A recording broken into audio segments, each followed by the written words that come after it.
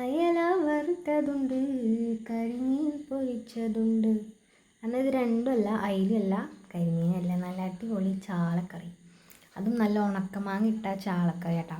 Main ingredient എന്തായാലും ഉണക്കമാങ്ങ. എന്തായാലും ഇപ്പോൾ മാങ്ങ സീസൺ ആയിട്ടില്ല, അപ്പോൾ ആ മാങ്ങയുടെ ഒരു ഓർമ്മ വന്നപ്പോൾ നമുക്ക് ഉണ്ടാക്കാൻ പറ്റുന്ന ഒരു സംഭവമാണ്. അപ്പം അതിലേക്ക് ഒരു തക്കാളി വേണം, പിന്നെ ഒരു പിടി ഉണക്കമാങ്ങ എടുത്തിട്ടുണ്ട് കേട്ടോ.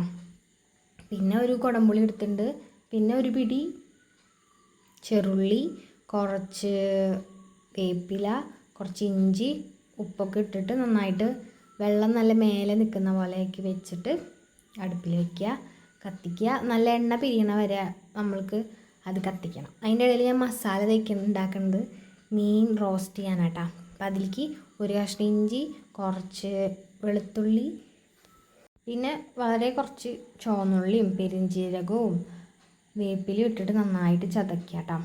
എന്നിട്ട് അത് ആ മസാലയ്ക്ക് ഒരു പാത്രത്തേക്ക് ഇട്ടിട്ട് കുറച്ച് മുളക് പൊടിയും, പിന്നെ കുറച്ച് മഞ്ഞൾപ്പൊടിയും, കുറച്ച് ഉപ്പും, വളരെ കുറച്ച് വിനാഗിരി ഒഴിച്ചിട്ട് നല്ല പേസ്റ്റാക്കാം. പിന്നെ ഞാൻ ഇതിൻ്റെ ഇടയിൽ കുറച്ച് അരിപ്പൊടി ഇട്ടിട്ടുണ്ട് കേട്ടോ, കുറച്ചൊന്ന് ക്രിസ്പി ആവാൻ വേണ്ടിയിട്ട്. അതെൻ്റെ ഒരു ചെറിയൊരു പരിപാടിയാണ്. അത് ആവശ്യമുള്ളൊരു ഇട്ടാൽ മതി, ഇതാവണം നിർബന്ധമൊന്നുമില്ല. അങ്ങനെ എന്നിട്ട് അത് മിക്സ് ചെയ്തിട്ട് കുറച്ച് നേരം ഫ്രീസറിൽ കയറ്റി വെച്ചു ഞാൻ, ഒന്ന് സെറ്റ് ആകാനായിട്ട്.